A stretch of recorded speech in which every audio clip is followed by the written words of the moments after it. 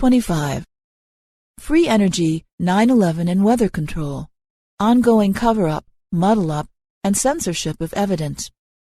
April 18, 2009.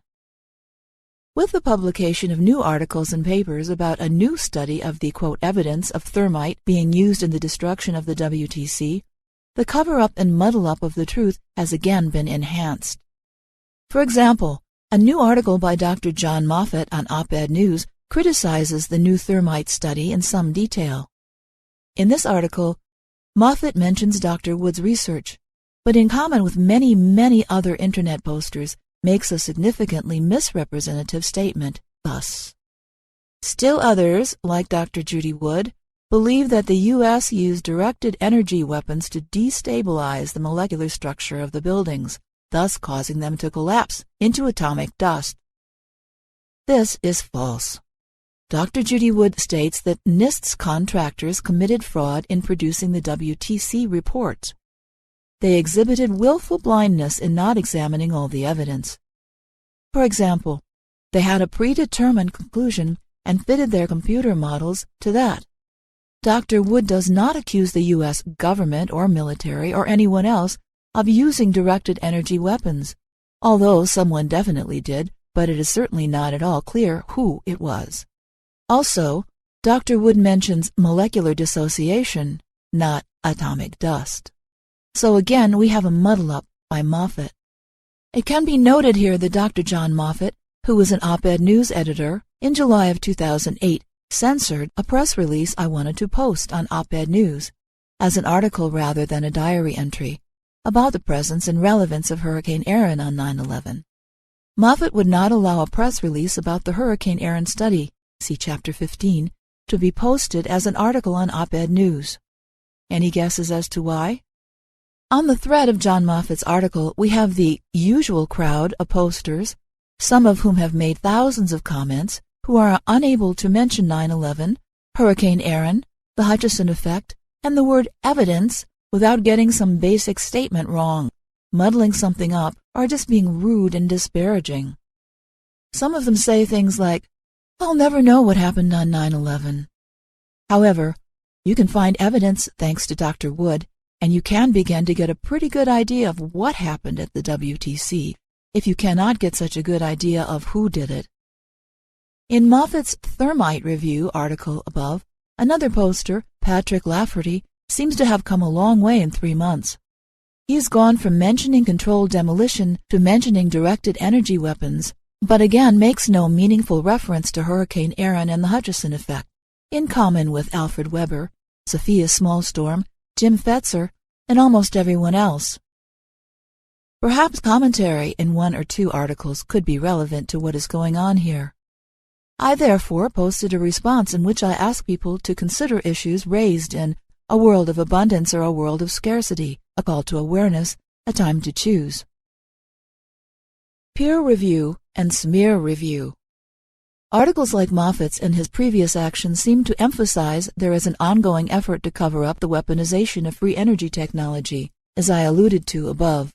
Reading between the lines of posts and responses to Moffat's article above, I see this message coming out loud and clear. It goes like this: we have to keep the reality of free energy covered up at all costs. It's vital to maintain and strengthen the global control grid. This hidden message seems to be echoed on Internet forums around the world, with armies, literally, of anonymous posters making false, disparaging, or inaccurate statements about the research pertaining to free energy, 9/11, and weather control, both individually, but more acutely and specifically in relation to Dr. Wood's collection of evidence and research. But how else can the fear agenda ever be made to work? Knowledge of the reality of free energy technology could neutralize much of the fear/scarcity-based agenda. The cover-up muddle works very well because, crucially, what we see here, for example, is that Moffat criticizes the thermite study but does not acknowledge other scientific analysis based on other evidence not discussed in the study. Many posters then respond supporting the supposedly, quote, peer-reviewed thermite study in some way, shape, or form. However, the posters themselves also ignore the evidence of the use of one or more free energy-based directed energy weapons, and they fail to point out the lack of huge explosions or the lack of heat generally, as well as the steel being turned to dust, not melted.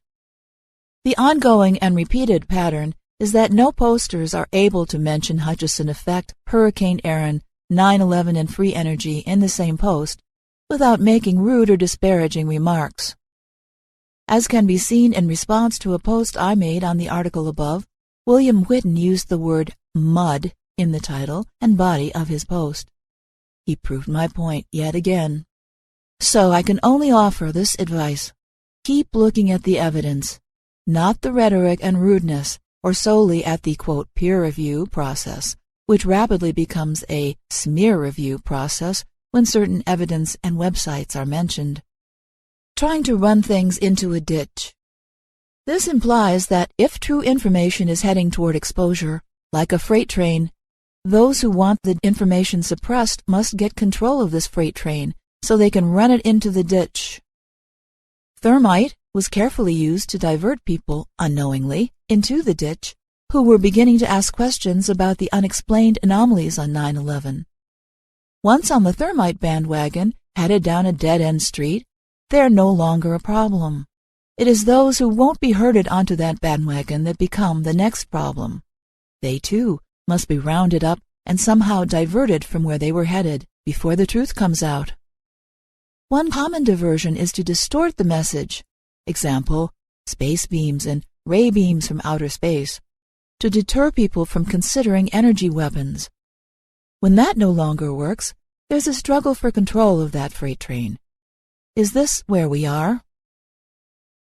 If there is enough muddle-up and rude remarks, readers who have an open mind but lack discernment skills or sufficient time to sort through all of the distractions will soon become disinterested and give up in trying to establish the truth in matters such as this. Without a truly unbiased, independent, and open peer review system, which doesn't feel threatened by vested commercial, academic, and credentialist or ego-based interests, there is no obvious way to turn over the sorting of the wheat from the chaff to any organized group. Without this, the cover-up and muddle-up tends to work as planned. Engineered ignorance is almost guaranteed. The only way around this, for the moment, is for each and every one of us to do the sorting ourselves.